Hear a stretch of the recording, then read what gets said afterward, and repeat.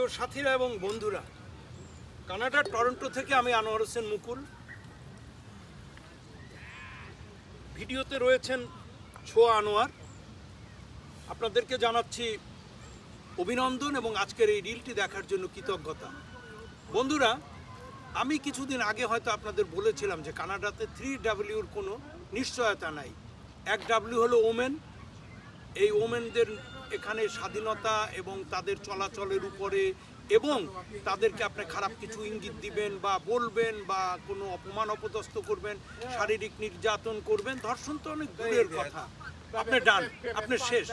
আইন আপনাকে ধরবেই এবং আপনি সারা জীবন এটার জন্য ভোগান্তিতে থাকবেন, আপনার বাঁচার কোনো পথ নাই। আরেকটা হলো ওয়ার্ক।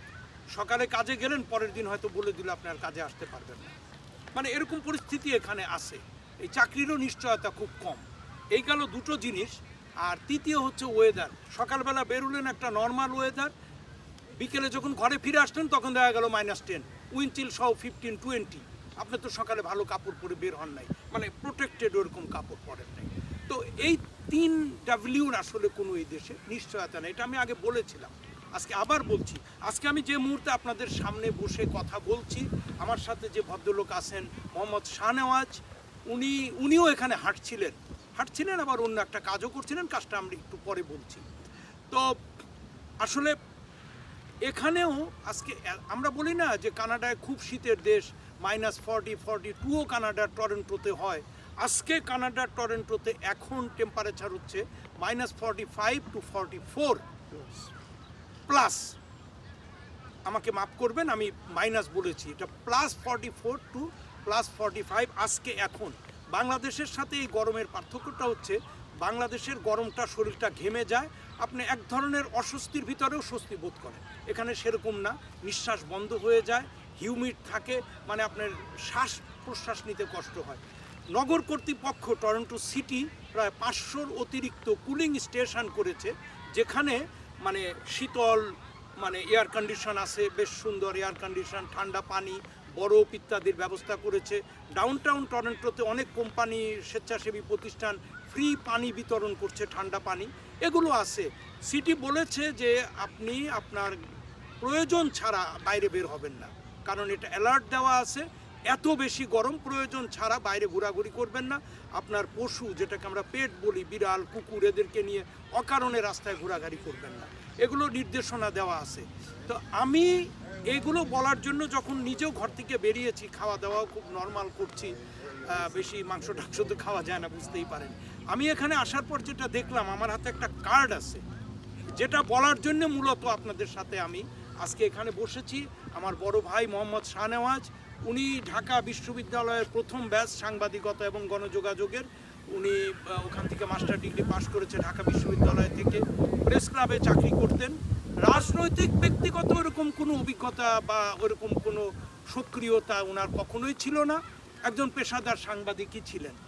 কিন্তু জানেন, আজকে গর্বের সাথে বলতে হচ্ছে, ওনার যে সন্তান বিচেস ইস্ট ইয়র্ক, আমি যেখানে বসে আছি এই জায়গায়, এখানে পুরো কানাডা মিলে আমরা যেটাকে বলি ফেডারেল কানাডা, আজকে যারা ক্ষমতায় আছে লিবারেল পার্টি, সেই লিবারেল পার্টির ফেডারেল কানাডার অর্থাৎ জাতীয় সংসদ অটোয়ায় যেটা, ওইটার একজন এমপি পদপ্রার্থী হিসাবে প্রতিযোগিতা করছে দলের অভ্যন্তরে।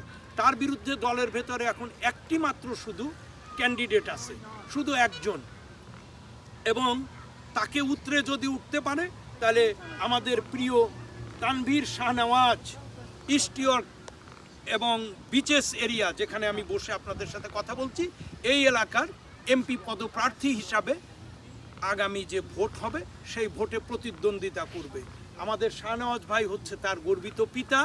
আমরা আনন্দিত, কানাডার মূলধারার রাজনীতিতে হাঁটি হাঁটি পা পা করে আমাদের সন্তানেরা আসছে। এর আগে এসেছে ডলি বেগম, এটা হবে আমাদের দ্বিতীয়, আমাদের তানভীর শাহনেওয়াজ, আমাদের ভালোবাসার।